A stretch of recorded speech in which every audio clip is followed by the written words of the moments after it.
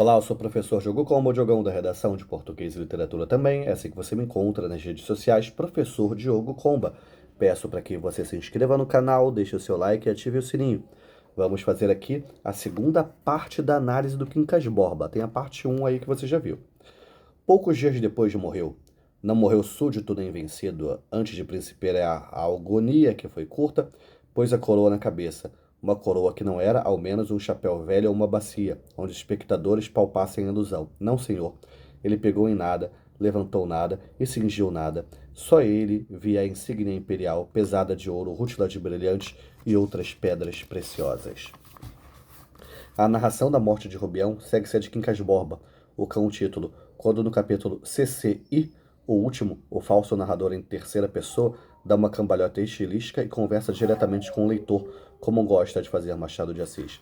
Queria dizer aqui o fim do Quincas Borba, que adoeceu também, ganhou infinitamente, fugiu desvairado em busca do dono e amanheceu morto na rua 3 dias depois.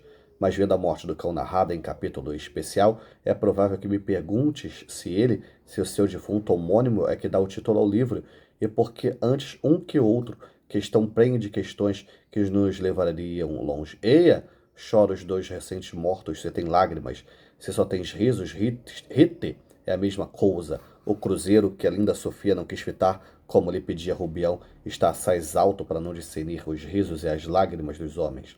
Sim, quantos resumos de Quincas Borba consideram que seu narrador é onisciente em terceira pessoa? A diferença, por exemplo, do narrador em primeira pessoa, mas não confiável, tanto de Memórias Póstumas de Brás Cubas quanto de Dom Casmurro.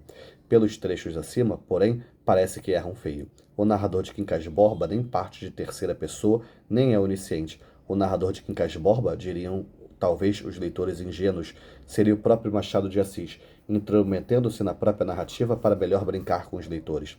Já este comentador que vos fala, depois de lecionar a literatura por 50 anos, não se trata de uma hipérbole, é um fato. Sente que recuperou sua ingenuidade perdida, porque eu também acho que o narrador de Quincas Borba é o próprio Machado de Assis, ou, se insistirem, seu alter ego literário. O que nos diz Machado com aquela cambalhota estilística? Que coisa tal como onisciência não é possível. Não sabemos tudo a respeito disso ou daquilo. Não sabemos tudo a respeito de coisa alguma. Se não sabemos tudo, também não sabemos o quanto não sabemos. Sabemos apenas, na melhor das hipóteses, pouco mais do que nada. Resta comprovada a necessidade intelectual do ceticismo. A epoque machadiana, isto é, a suspensão do juízo frente à impossibilidade de se chegar à verdade maiúscula, ainda se revela na raríssima mesclagem dos gêneros literários, a saber, da comédia com a tragédia. Os leitores me lembram, porém, que a tragicomédia não é uma novidade, quando eu lhe diria que não é exatamente mesclagem. O que se conhece como tragicomédia costuma começar como comédia e terminar como tragédia, levando o espectador da alegria à tristeza e do riso ao choro. Pode-se comparar a recepção das tragicomédias com o movimento das emoções de quem fica bêbado. O bêbado começa a rir, ri cada vez mais e mais alto, até começar a chorar, como diria Nelson Rodrigues. Lágrimas de esguicho. A alegria desmedida se encontra à beira do desespero, assim como o riso convulso se mostra a prévia do choro desbragado. No entanto, são raros os autores que fazem comédia e tragédia ao mesmo tempo, levando leitores e espectadores a rirem, mas constrangidos e a aprenderem o choro, porque se veem forçados a antes pensar sobre o que estão vendo ou lendo. Reconheço 3 desses autores em 3 séculos diferentes: Miguel de Cervantes, Machado de Assis e Woody Allen. Não é por acaso, então, que o escritor mexicano Carlos Fuentes resolveu chamar Machado de Assis de Machado de la Mancha, reconhecendo no escritor brasileiro o melhor herdeiro do espanhol Miguel de Cervantes. No capítulo 6 de Quincas Borba, o próprio Quincas Borba, conversando com Rubião, homenageia Cervantes.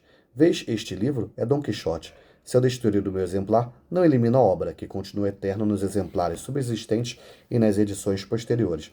Não é por acaso também que o cineasta americano Woody Allen, ao ler a tradução de uma obra de Machado de Assis em inglês, exclamasse algo como I am Machado de Assis, eu sou Machado de Assis.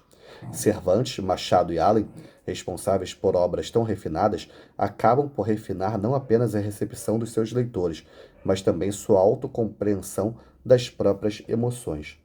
Estou pensando aqui nos filmes do Woody Allen, pelo menos aqueles a que eu assisti, pensando em características parecidas com Machado de Assis. Pelo que eu saiba, até numa entrevista que o Woody Allen deu uma vez, ele só leu um livro do Machado de Assis, que eu acho que foi Brás Cubas. Scoop, o Grande Furo, que o personagem do Woody Allen morre, mas tem uma certa participação ali na história, talvez se aproxime. A questão do adultério, muito presente na cinematografia do Woody Allen, também se aproxime disso. Tem também um filme, perdão, do Woody Allen chamado A Rosa Púrpura do Cairo, com a questão da metalinguagem bem forte. Algo que a gente vê em Machado de Assis quando ele conversa com o leitor. Tem um outro filme do Woody Allen chamado Melinda e Melinda, que ele mistura tragédia e comédia, assim como a gente vê em Machado de Assis, né? A ironia sendo a comédia e a tragédia presente nessa relação aqui que a gente vê do Espalha com o Rubião. Enfim, é um caso até a se pensar melhor. Em breve, estudar, ler um pouco mais sobre isso, pesquisar um pouco mais sobre isso. Quem sabe faço aqui um vídeo para vocês comparando Woody Allen e Machado de Assis. Nesse sentido, a leitura da ficção de Joaquim Maria Machado de Assis continua absolutamente indispensável, mas não é porque é um clássico, muito menos porque ele seria fundador do realismo no Brasil. Absurdo que tentei detonar já no primeiro parágrafo desse texto, e sim porque sua obra nos devolve a nós mesmos e a nossa condição humana incerta, obrigando-nos a duvidar das certezas consagradas pela educação e pelos costumes, obrigando-nos, portanto, a pensar. Gustavo Bernardo é o autor do ensaio O Problema do Realismo de Machado de Assis, de 2011. Vou buscar esse ensaio, não sei se vai dar tempo de eu conseguir esse ensaio antes da prova, mas pode servir para outras coisas, né?